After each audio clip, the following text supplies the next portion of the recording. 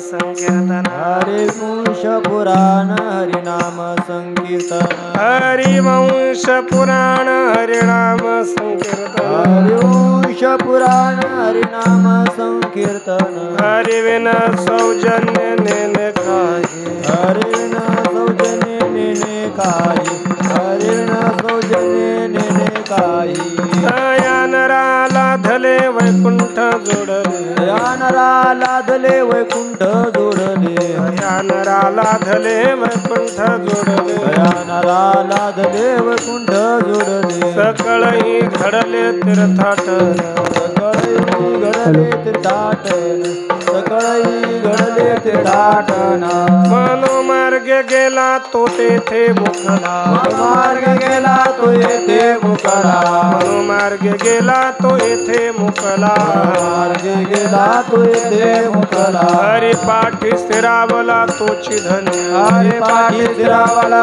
तुझे धन्य हरे पाठी शिरावला तुझे धन्य ज्ञानदेवा गोडी हरिनामाची जोडी ज्ञानदेवा गोडे हरिनामाची जोडी ज्ञानदेवा गोडी हरिनामाची जोडी ज्ञानदेवा गोडे हरिनामाची जोडी रामकृष्ण आवडी सर्व काळ रामकृष्णावडे सर्व काळ रामकृष्णावडे सर्व काळ हरिमुखे म्हणा हरिमुखे म्हणा हरिमुखे म्हणा हरिमुखे म्हणा हरिमुखे म्हणा हरिमुखे म्हणा हरिमुखे म्हणा हरिमुखे म्हणा पुण्याची गणना कोण करे पुण्याची गणना कोण करे पुण्याची गणना कोण करे बारक माये बारक घुमाए बारक माये बारक घुमाए बारक माये बारक घुमाए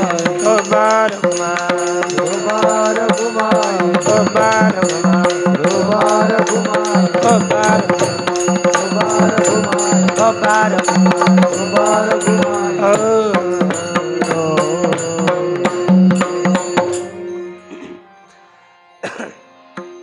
हरिवंश पुराण हरिनाम संकीर्तन हरिविन सौजन्य नेने काही तया नराला धले वैकुंठ जोडले सकाळी घडले तीर्थाटन तो येथे मुखला हरिपाठी स्थिरावला तोची धन्य ज्ञानदेवा गोडी हरिनामाची जोडी रामकृष्ण आवडी सर्व काळ हरिमुखे म्हणा हरिमुखे म्हणा पुण्याची गणना कोण करे श्री न चलते भगवान पांडुरंग परमात्मा श्री ज्ञानोबराय जगद्गुरु तुकोबराय शांती ब्रह्म एकनाथ महाराज आदिगुरु श्री शंकराचार्य इत्यादी सर्व संतांच्या अलौकिक अहेतुकी अकारण करून अशा कृपेने श्री ज्ञानराज यांच्याद्वारा विरचित हरिपाठाचा विचार आपण करत होतो. हरिपाठाचा विचार करत असताना अभंग क्रमांक 18 हरिवंश पुराण हरिनाम संकीर्तन हरिविन सौजन्य नेने काही या अभंगाचा विचार करत असताना आपण काल आणि त्यापूर्वी 2 दिवस हरिवंश पुराण हरिनाम संकीर्तन या पदांचा विचार करत असताना वक्ता कसा असावा, श्रोता कसा असावा, श्रोत्यानं श्रवण कोणत्या विधीनं करावं याचा विचार आपला सुरू होता. यामध्ये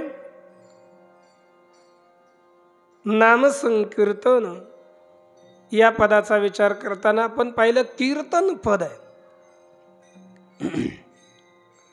संकीर्तन म्हणजे काय? शास्त्रामध्ये याच्या व्याख्या काही केली गेली की संकीर्तनम नाम भगवद्गुण कर्मनाम नाम स्वयं उच्चारणम. संकीर्तन त्यास म्हणतात. संकीर्तन म्हणजे भगवत गुण, भगवत कर्म आणि भगवन नाम यांचं स्वयं उच्चारण करणं. आपण भगवंताच्या गुणांचं गायन केलं पाहिजे, त्यालाच आपण गुणकीर्तन म्हणू. दुसरं आहे भगवत कर्म, त्यांचं गान करणं म्हणजेच लीला कीर्तन करणं. भगवंतानं ज्या लीला केल्या, भगवंताने जे कर्म केलं त्यांचं कथन करणं, उच्चारण करणं आणि भगवंताच्या नामाचं उच्चारण करणं. या प्रकारे संकीर्तन 3 प्रकारचं झालं. आणि 3ही प्रकारचं संकीर्तन मनुष्यानं प्रयत्नपूर्वक आपण केलंच पाहिजे. कारण की या भगवंताच्या नामाचं उच्चारण केलं तर ते नाम महत फलदायी आहे, महत फल देतं.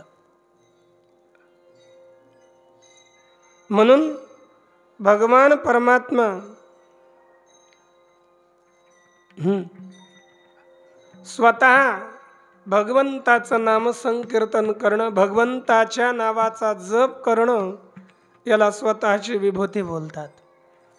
यज्ञानां जप यज्ञोस्मि स्थावराणां हिमालयः.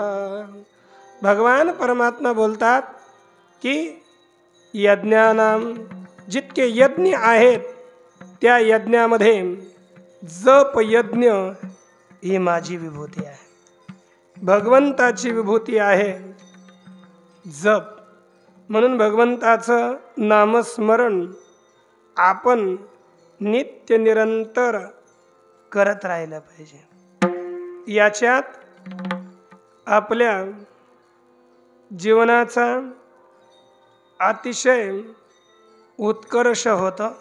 श्री ज्ञानोबरायांनी याला नामाला नाम परब्रह्म वेदार्थ असं म्हटलं. नाम जप यज्ञोत परम बाधू न शके स्नानादि कर्म नामे पावन धर्माधर्म नाम परब्रह्म वेदार्थे. नाम जप यज्ञ हा श्रेष्ठ आहे. नाम जप यज्ञाने जर नाम जप यज्ञ केला, नामस्मरण केलं तर स्नानादि कर्म बाधू न शके. स्नान इत्यादी कर्म त्याला बाधा करत नाहीत. म्हणजे स्नान एखाद्या वेळेस नाही केलं पण नाम जप केलं तर तो अंतःकरणातून पवित्र होतो, पवित्र. याकरिता आपण भगवान नाम जप नित्य निरंतर केला पाहिजे. त्या एक दिवस म्हटलं होतं, जप जप या शब्दाचा अर्थ करताना आग्नेय पुराणात लिहिलं, जकारो जन्म विच्छेद पकार पापनाशक तस्मात् जप इति प्रोक्तो जन्म पाप विनाशक. जकार हा जन्माचा नाश करणारा आहे आणि पकार जप एवढं जरी म्हटलं ते एक जन्माचा नाश करतं आणि एक पापाचा नाश करतं. म्हणून जन्म पापाचा विनाश करणारा तो जप आहे, भगवान नामसंकीर्तन आहे.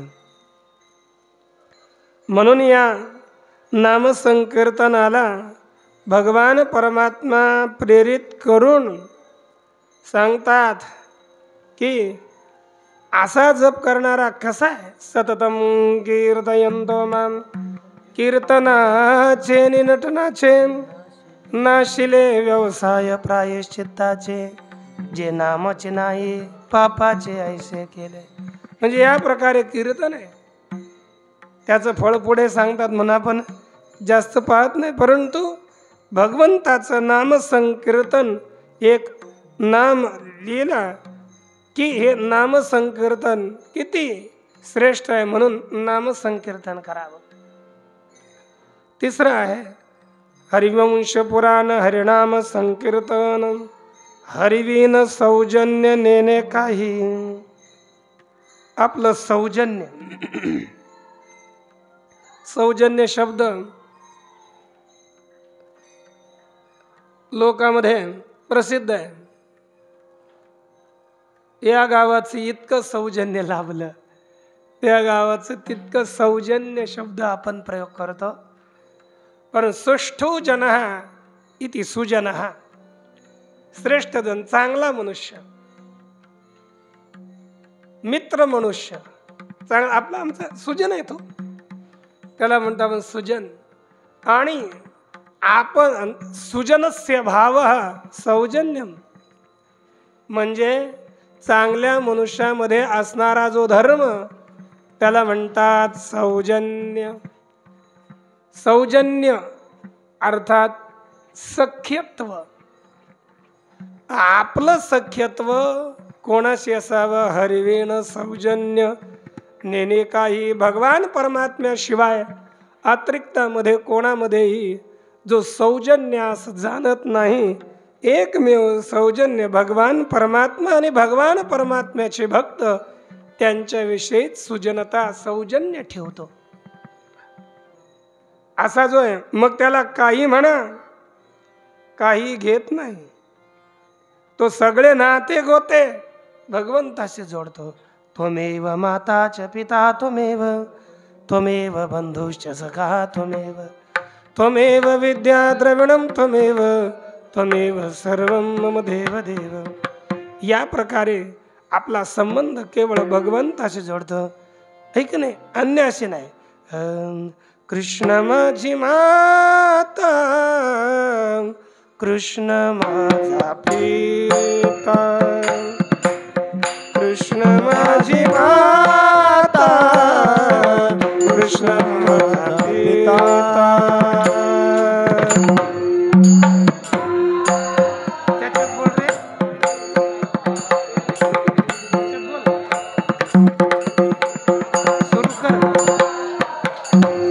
कृष्ण माझा पिता, कृष्ण माझी माता, कृष्ण माझा पिता, कृष्ण माझी माता, कृष्ण माझा पिता, कृष्ण माझी माता, कृष्ण माझा पिता, कृष्ण माझी माता, कृष्ण माझा पिता. बहीण बंधू चुलता, कृष्ण माझा, बहीण बंधू चुलता, कृष्ण माझा, कृष्ण माझे गुरु, कृष्ण माझे तारू, कृष्ण माझे गुरु, कृष्ण माझे तारू. बहीण बंधू चुलता, बहीण बंधू चुलता, कृष्ण माझा, कृष्ण माझे गुरु, कृष्ण माझे तारू, कृष्ण माझे गुरु, कृष्ण माझे तारू. या प्रकारे पूर्ण संबंध आपले जो भगवान परमात्म्याशी जोडतो. विठ्ठल बाप माये चुलता, विठ्ठल भगिनी आणि भ्राता, विठ्ठले विन चाड नाही, गोता तुका म्हणे आता नाही दुसरे. दुसऱ्यावर भगवान परमात्म्याशिवाय अन्याशी सगळा संबंधत्व काहीही जोडत नाही. बस अनेक काही मज नावडेची मात एका पंढरी नाथा वाचुनिया तयाचीच कथा आवडे कीर्तन ते मज श्रवण गोड लागे नित्य निरंतर भगवान परमात्म्याशीच संबंध ठेवतो भगवान परमात्म्याशिवाय अन्य कोणाशी सख्यत्वाधिक संबंध जो ठेवत नाही असा असावा कशाचीच ज्याच्या अंतःकरणामध्ये वांछा नसते असा जो साधक आहे त्या साधकाला काय फळ प्राप्त होतं त्याचं कथन अभंगाच्या दुसऱ्या चरणात करतात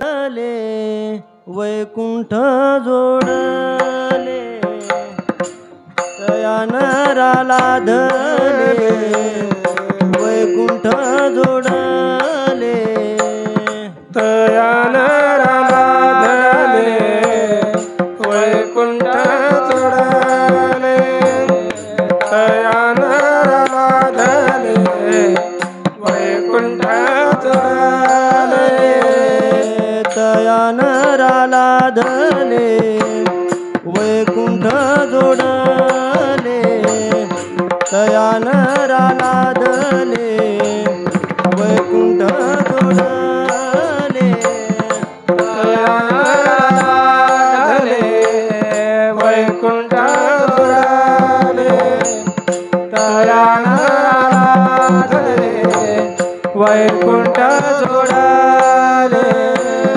सकळई घडले तीर्थाटन सकळई घडले तीर्थाटन हरिमुखे म्हणा हरिमुखे म्हणा हरिमुखे म्हणा हरिमुखे म्हणा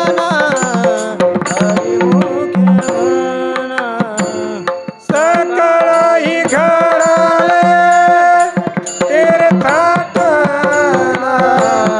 सकळई घडले तीर्थाटन हरिमुखे म्हणा हरिमुखे म्हणा हरिमुखे म्हणा हरिमुखे म्हणा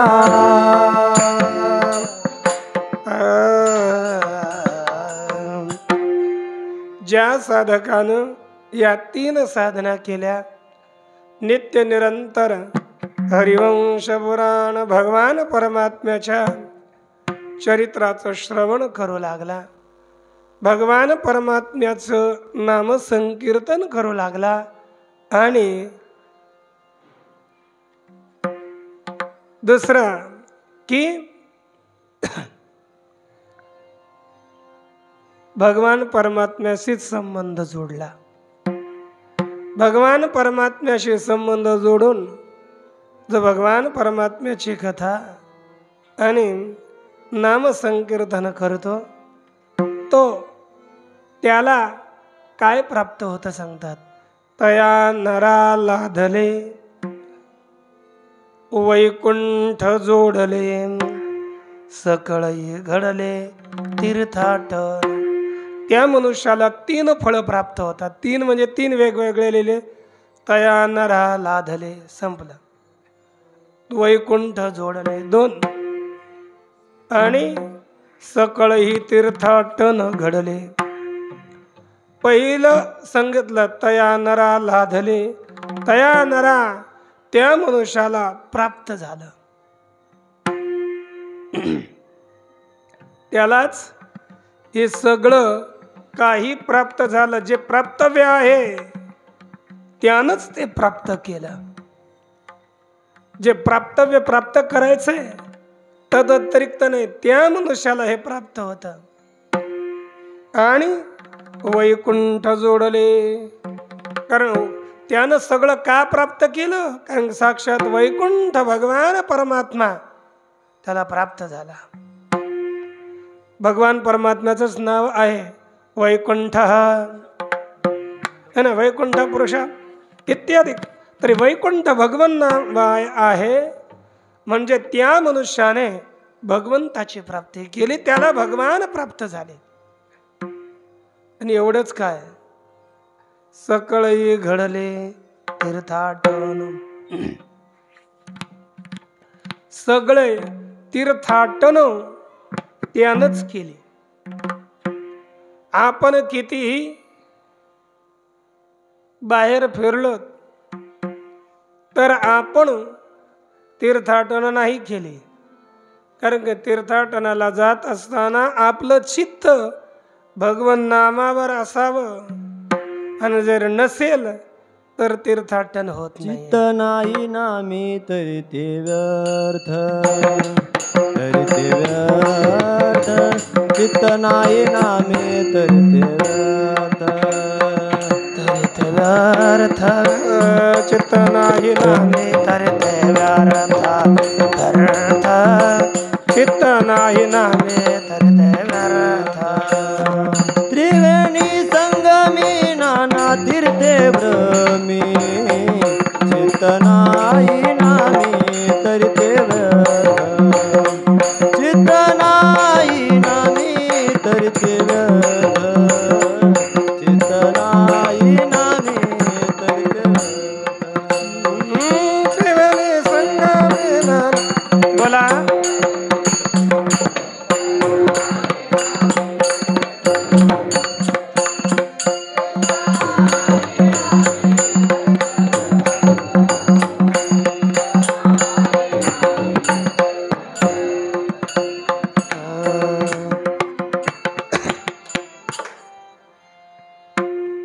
भगवान परमात्म्याचं जर नाम संकीर्तन न करता आपण सगळ्या तीर्थामध्ये फिरलात तरी सुद्धा ते व्यर्थ आहे. आणि त्याच व्यक्तीनं केवळ भगवंताचं नामस्मरण केलं तर तीर्थाला नाही गेला तरी सुद्धा त्याच्याकडून तीर्थ घडले. आपण संस्कृत शिबिरामध्ये एक बोधकथा ऐकली होती, आठवते ना? कोणाची होती? एक रामू नावाचा चर्मकार होता. दक्षिणेमध्ये राहत होता. गावाचं नाव आपल्याला नाही माहिती. पण एक साधू प्रयागामध्ये गेल्यानंतर, ऐकले ना? सांगू ना पुन्हा? हा. साधू प्रयागामध्ये गेल्यानंतर झोपला. आणि झोपल्यानंतर त्यानं विचार केला, सगळ्यात महात या प्रयाग क्षेत्राच्या स्नानाचं फळ कोणाला प्राप्त होत आहे? इतके लोक येतात, सगळे स्नान करतात, परंतु हे फळ कोणाला प्राप्त झालं? मग विचार केला, ते झोपला. झोपल्यावर इंद्रादी देवता सर्व त्याच्या स्वप्नात आले आणि स्वप्नात सांगितलं की याचं फळ जो चर्मकार रामू आहे त्याला प्राप्त होतं. झोपेतून जागा झाला. आता रामू कुठे? त्याच्या गावाचा वगैरे पत्ता केरळ प्रांतामध्ये ते गाव आहे. मग हा दरमजल पैदल चालत चालत चालत कुठे आला? केरळ या ग्रामी. आता गावाचं नाव लक्षात नाहीये. नंतर त्याच्या घराचा शोध लावला, जाऊन त्यास प्रणाम करू लागला आणि त्याला विचारलं, तू असं काय काम केलं? मी काही काम नाही केलं. नंतर एकदा सांगितलं की एका घरी मी कामाला कुठे जात असताना एक महिला आपल्या भोजनाधिकाविषयी अतिशय व्याकुळ होते. घरात काही खायला धान्य नाही, काही नाही. आणि मी जेवढे पैसे होते ते सगळे पैसे एक एक रुपया करून प्रयाग क्षेत्राला जाण्याकरता एकत्र करून ठेवले होते, माझ्याकडे होते. परंतु मी त्यांचं दुःख पाहिलं. खायलाही भाकरी नाही, 2-3 दिवसापासून उपाशी असते ते पाहिले आणि मी माझे जाऊन पैसे आणून त्यांना दिले, याच्यावर तुमचा व्यवहार चालवा. आणि त्यांनी त्याच्यावर त्यांचा पुढचा व्यवहार केला. एवढंच मी काम झालेलं आहे हे सांगण्यात आलं. तर म्हणजे तीर्थाला ठेवलेले पैसे, प्रयागला जाण्याकरता ठेवलेले पैसे एखाद्या परोपकाराकरता आली तर त्या परोपकारानं प्रयागला जाऊन स्नान करणाऱ्यांना जितकं फळ प्राप्त झालं नाही, परंतु त्या उद्देशानं ठेवलेल्या पैशामुळे त्याचा परोपकार केला म्हणून मनुष्याला पुण्य झालं. तसंच या ठिकाणीही पाहायचं, आपण कितीही तीर्थयात्रा करत राहिलो परंतु भगवन नामस्मरण जर केलं नाही तर आपल्याला त्याचा काही एक लाभ होत नाही. म्हणून लाभाकरिता आपण भगवंताचं नामस्मरण करावं. आणि नामस्मरण केल्यानंतर सकळही तीर्थाटन घडले. त्याला सगळेच तीर्थ त्याच्याकडून होतात. नारद पुराणामध्ये वाक्य लिहिलं, सस्नात सर्व तीर्थेषु सर्व यज्ञेषु दीक्षितः सचदान फलम प्राप्तो यस्तु संकीर्तयेद हरिम. या हरिम संकीर्तयेत, जो भगवान परमात्म्याचं नामस्मरण करतो, सर्व तीर्थेषु स्नातः, त्याने सर्व तीर्थामध्ये स्नान केले. जो भगवान परमात्म्याचं नामस्मरण करतो, सर्व यज्ञेषु दीक्षितः, सर्व यज्ञामध्ये तो दीक्षित झाला, त्यानं सर्व दानाचं फळ प्राप्त केलं. बडबड करू नये, तुम्ही एकाग्र नाही 2-4 जण. कारण की आपण काल म्हटलं होतं, श्रवणामध्ये जसं आपण श्रवण करू तसं त्याला फळ प्राप्त होणार. मग श्रवण चांगलं केलं एकाग्रतेनं तर त्याला तशा प्रकारे फळ प्राप्त होईल. म्हणून एकाग्र होऊन, नाहीतर लाभ भेटत नाही. एवढा 1 घंटा फालतू जाईल. अधिक अधिक अधिक फळ प्राप्त व्हावं आपल्याला. आणि पहा, सस्नात सर्व तीर्थेषु, त्याने सर्व तीर्थामध्ये स्नान केलं. ज्यानं भगवंताचं नामस्मरण केलं म्हणूनच लिहिलं, सकळही घडले तीर्थाटन. त्याला सर्व तीर्थाटन घडली. अखंड गरजे ज्याची वाणी, त्यासी तीर्थे ती लोटांगणे. सुरवर चरणी लागती तया, त्याच्या चरणावर देवता लागतात. तीर्थे सर्व काळ अवघी पाया पे सकळ. हे ना, तीर्थ त्यांची वाट पाहतात. तीर्थे तया ठाया येती पुनीत व्हावय. ते सुद्धा तीर्थासी तीर्थ झाला तोची एक. हा, तीर्थ त्यांची इच्छा करतात, म्हणजे वाट पाहतात. तीर्थाला तो तीर्थ रूप झाला. एवढा पवित्र मनुष्य होतो. केवळ साधना कोणती आहे? नामसंकीर्तन केलं पाहिजे की नाही? म्हणून नामसंकीर्तन मनुष्यानं करावं. आणि जर असं नाही केलं आणि म्हटलं, हे मला जसं करायचं तसंच करेल मी, मग जर स्वतःच्या मनानुसार चालला तर त्याला काय लाभ होतो का?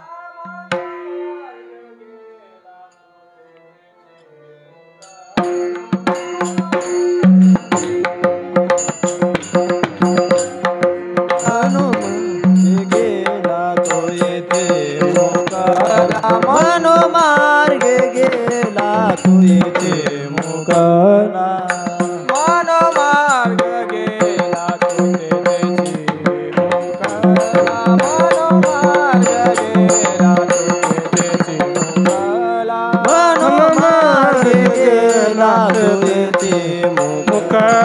मनोमार्गे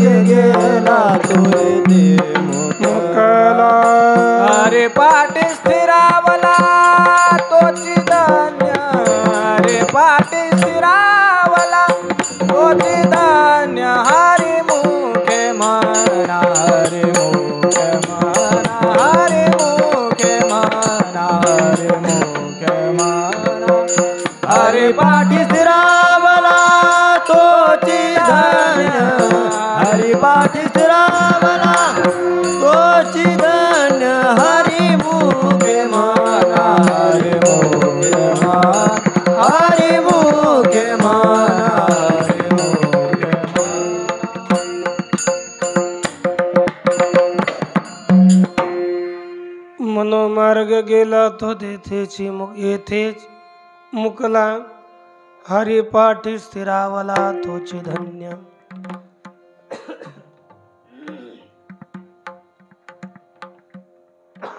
ज्ञानोबराय बोलतात, या व्यतिरिक्त जो भगवान पुराण श्रवण, भगवन नाम संकीर्तन, भगवत सख्य करत नाही, तद अतिरिक्त केवळ मनाच्या नुसार चालतो. मला असं वाटलं, हे की नाही, मला असं वाटलं, तुला वाटलं काय ते राहू दे मातीत, शास्त्र काय सांगतं ते पहा, तुला काय सांगितलं ते कर. मनोमार्गे गेला तो येथे मुकला. आता मनोमार्गे गेला, मग आता मन म्हणजे काय आणि मनोमार्गानं जाणं म्हणजे काय, आणि गेला तर तो कशाला मुक्तो, या ठिकाणीच तो त्याला मुकला, ते फळ प्राप्त झालं नाही. मन याची व्याख्या करताना श्री ज्ञानोबराय बोलतात, वाया मन हे नाव, एरवी कल्पनाची सावेव, जयाचे निसंगे जीव दशा वस्तू. जीव दशा वस्तू. मन म्हणजे वाया मन हे नाव, त्याला व्यर्थच नाव मन आहे, पण स्वतः ती कल्पनाच आहे. संकल्प विकल्पात्मकम मन. मन हे संकल्प आणि विकल्प रूप आहे, त्याचं स्वरूपच आहे संकल्प करणं आणि विकल्प करणं. तो घडीतच काही चांगलं करेल आणि घडीतच उलटा विचार करेल. या मनामुळेच चैतन्याला, परमात्म्याला जीवदशा आली. म्हणून हे मन संकल्प विकल्प करत राहत आणि काहीही विचार करत राहत. आणि या मनानुसार जर आपण विचार करून जगलो तर आपलं कल्याण होत नाही. जगद्गुरु तुकोबराय बोलतात, मनाला तैसा करीती विचार, म्हणती संसार नाही पुन्हा. काही लोक मनाला येईल तसा विचार करतात, म्हणतात आम्ही मुक्त झालो. आपण परमार्थात येतो, काही जणांचा ऐकतो. महाराजांना, परमार्थांना, महात्म्यांना काही नियम नसतात. मग नियम कोणाला? ते गृहस्थ्यांना. असं कुठं असतं का? उलट गृहस्थ्यांना जितकं नियम त्यापेक्षा चौपट नियम. फार नियम कठीण आहेत, नियम वाढतच जातात, कमी नाही होत. कारण की नियम संबंधित आपण राहिलं पाहिजे अधिक, तेव्हा ते राहतील. आपण असं टग्यासारखं राहायचं आणि दुसऱ्याला नियम सांगायचा, असं अयोग्य आहे. आपणही नियमात आणि दुसरेही नियमात, तर लाभ आहे.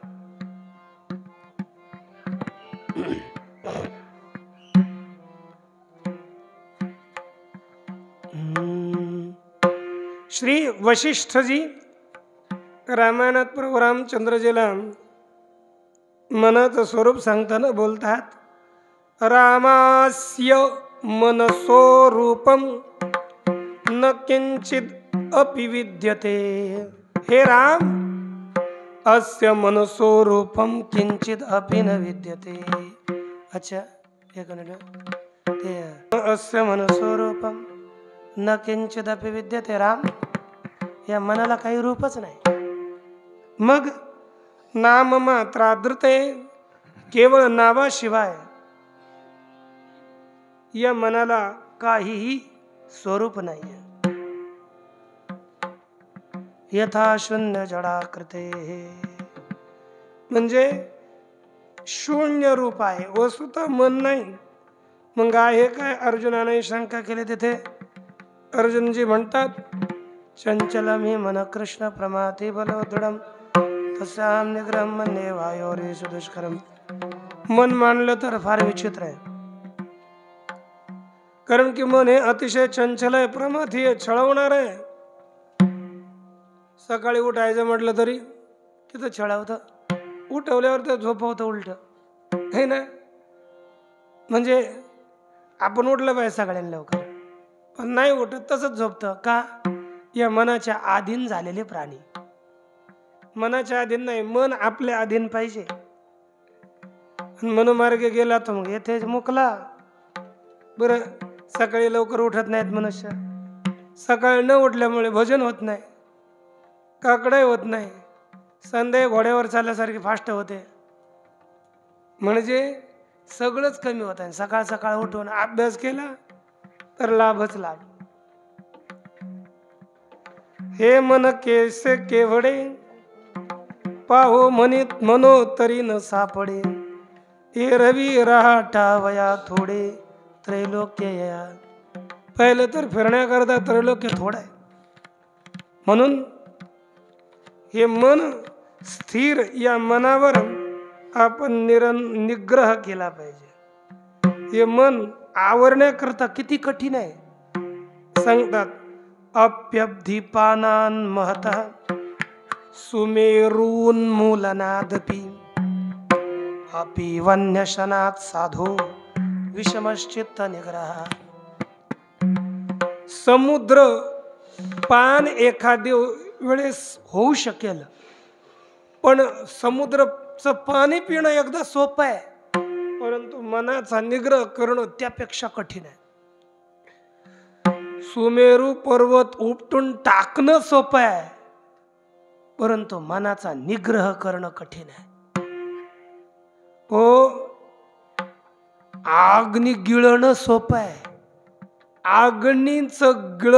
आग्नेला एखाद्या वेळेस गिळता येऊ शकतं, परंतु मनाचा निग्रह करणं त्यापेक्षा कठीण आहे. विषमश्चित्त निग्रह इतकं कठीण आहे. पण हे केलं पाहिजे, आणि नाही केला तर तो वाया गेला समजावा.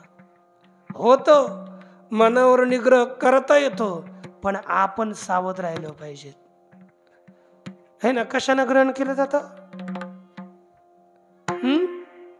एक अभ्यासेन तु कौंतेय वैराग्येन च गृह्यते. म्हणजे दुसरा श्लोक बनवतो काय? अभ्यासेन तु कौंतेय वैराग्येन च गृह्यते. हे कुंतीपुत्र अर्जुना, या मनावर निग्रह केला जाऊ शकतो, पण अभ्यास केला पाहिजे. सकाळी उठलं पाहिजे. आपण मोठे टगे आणि बारकाले उठून हजर आणि मोठे झोपा, मग कुठे काय? काही पाहिजे ना, लाज तरी थोडी. म्हणजे बारकाले काकड्याला हजर आहेत आणि मोठाले झोपा काढतात, मग काय बोलावं? अर्थात मूर्ख कोण? विचार करा ना.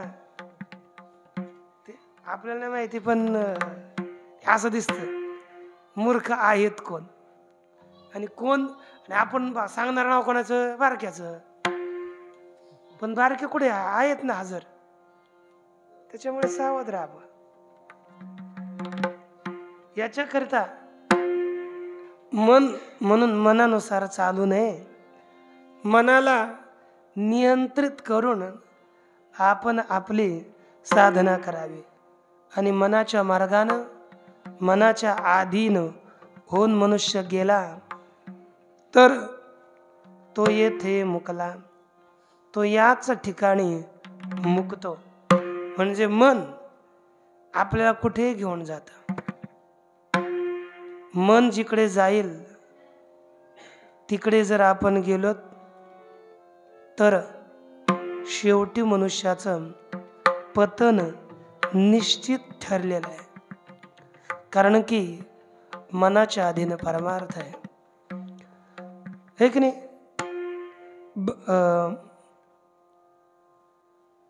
हे श्लोक का आठवणार आहे अचानक?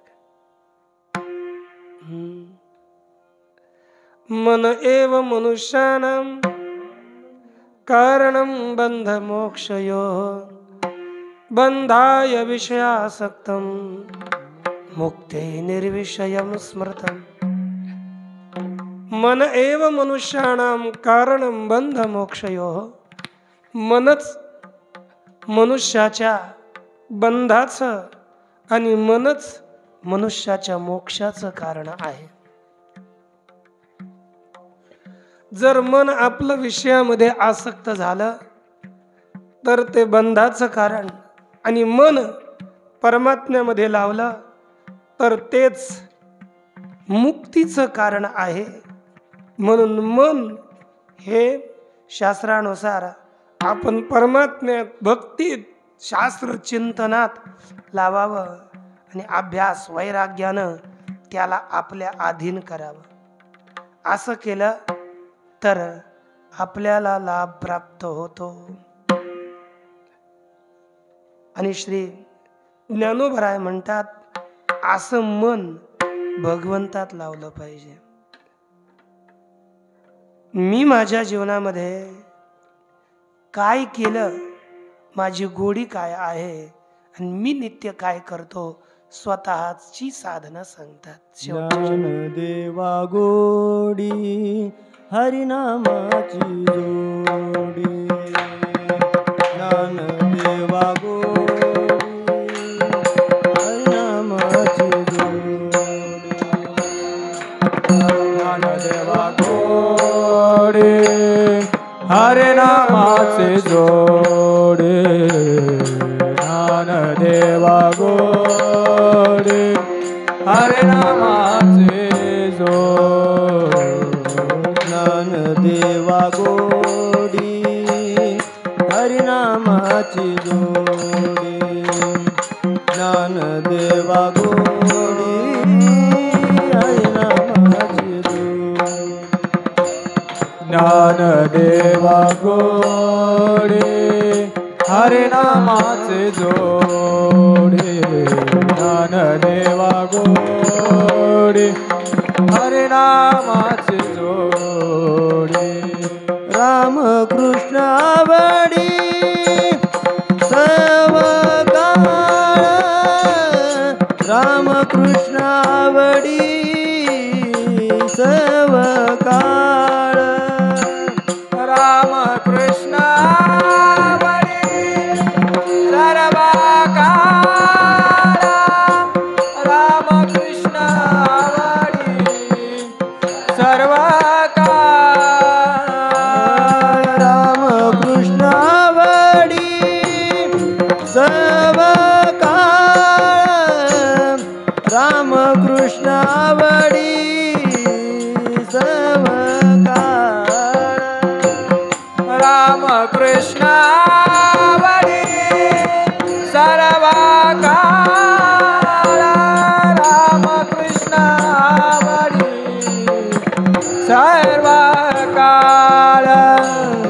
हरिमुखे म्हणा, हरिमुखे म्हणा, हरिमुखे म्हणा, हरिमुखे हरिमुखे म्हणा, हरिमुखे म्हणा, हरिमुखे म्हणा, हरिमुखे म्हणा. ज्ञानदेवा गोडी हरिनामाची जोडी, रामकृष्ण आवडी सर्व काळ. श्री ज्ञानोबराय या अंतिम चरणात बोलतात की माझी गोडी बस हरिनामाच्या प्राप्तीत आहे. माझं प्रेम भगवंताच्या नामाच्या प्राप्तीत आहे आणि माझी आवड सर्व काळ भगवान श्रीकृष्ण आणि भगवान राम यांच्यामध्येच आहे. भगवंताचंच नामस्मरण मला गोड वाटतं आणि भगवंताविषयीच माझ्या अंतःकरणामध्ये आवड आहे. म्हणजे दोन आपल्यात असावेत, भगवंतावर प्रेम आणि भगवत नामाच्या विषयी आवड गोडी. हे जर आपण केलं तर भगवान परमात्मा निश्चित आपल्यावर प्रसन्न होईल. म्हणून आवड सांगताना सुंदर ते तुळशीहार गळा काशी पितांबर आवडे निरंतर हिचे ध्यान तोच आवडतो. तुझी आन वाहिन गा देवराया बहु आवडसी जीवा पासोन्या कानडिया रे विठोबा कानडिया बहु आवडसी जीवा पासोन्या. म्हणून आणि जो आवडतो मनुष्य त्याचं नित्य निरंतर चिंतन करत असतो. म्हणून आवड भगवंताची असावी तेव्हा भगवंताच्या नामाचं चिंतन होईल. आपली आवड सांसारिक विषयाची असते. सांसारिक पदार्थ फार आवडतात म्हणून आपल्याला भगवान प्राप्त होत नाही. खरं सांगा तुम्ही कशाचा स्वीकार करायला करता बरं? तुम्हाला जास्त काय आवडतं? काही आवडतं भगवान सोडून. सकाळी पूजा करायची असली तर म्हणतं दुसरं थोडं जर इकडे झालं ना लगेच ते सोडून देऊन पळायला तयार आहे का नाही? आणि जर म्हटलं आज तुझी तब्येत थोडी खराब आहे नाही पूजा केली तरी चालेल त्याला तर एवढं ते चांगलं आवडतं बोलणं. वा मग तू करतो का मग तेवढी पूजा? उठून आपण करू शकत नाहीत का? देव आहे ना. म्हणून देवाची पूजा साधना हे आपण स्वतः अतिशय प्रेमानं करण्याचा प्रयास केला पाहिजे. देवाला दंडवत प्रणाम इत्यादी साधना केल्या पाहिजेत आहे की नाही? तेव्हा आपलं कुठेतरी भगवान कल्याण करेल. आपण बहुतेक मला वाटतं जे काकड्याला येत नाहीत ते रात्री आरतीला सुद्धा नसतात. आणि मग जेव्हा आपण देव प्राण प्रतिष्ठित करतो साक्षात भगवंताचा वास असतो आणि आपण भगवंताच्याच आश्रयानं आता ते आश्रमाची देवता आहे आणि त्यांच्याच आश्रयानं आपण राहत असल्यामुळे त्यांना कमीत कमी एक दिवसात एकदा तरी प्रणाम करणं हे आपलं कर्तव्य आहे. दर्शन घ्या कारण की तेच कृपा करून आपल्याला सद्बुद्धी देतील आणि तेच क्रोधित झाल्यावर दुर्बुद्धी देतील. म्हणून सावध राहा आणि भगवंताचं चिंतन करत जा. ज्ञानेश्वर